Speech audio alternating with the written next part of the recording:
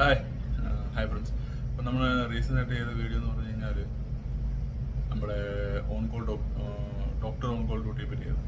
അപ്പോൾ അതിനകത്ത് കുറച്ച് ഇപ്പം ഗേൾസ് നമുക്ക് ഡൗട്ട് ചോദിക്കുന്നുണ്ട്, ഗേൾസിന് സേഫ് ആണോ, ഗേൾസിന് പോകാൻ പറ്റുമോ. അപ്പോൾ ഞാൻ അതിനകത്ത് ഓൾറെഡി പറഞ്ഞിട്ടുണ്ടായിരുന്നു, ഒരു ഡോക്ടർമാർ നമുക്ക് ഡോക്ടർ ഉണ്ടായിരിക്കും കൂടെ, ഒറ്റയ്ക്കല്ല പോകുന്നത്. പേഷ്യൻസിനൊക്കെ പോകുമ്പോൾ ട്രീറ്റ് ചെയ്യുന്നതും ഡോക്ടറിൻ്റെ പ്രസൻസിലായിരിക്കും. അപ്പോൾ അതുകൊണ്ട് നിങ്ങൾക്ക് ധൈര്യമായിട്ട് നോക്കാം. ഫീമെയിൽസിനും പറ്റിയ കോഴ്സ് പരിപാടി തന്നെയാണ്.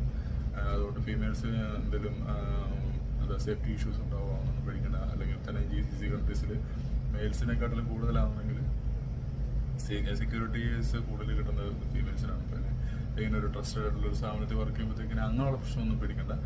ഞാൻ നേരത്തെ പറഞ്ഞ പോലെ തന്നെ സാലറി ടൈമിൽ കിട്ടുമോ ഇല്ലയോ എന്നുള്ള കാര്യം മാത്രം കൺഫേം ചെയ്താൽ മതി.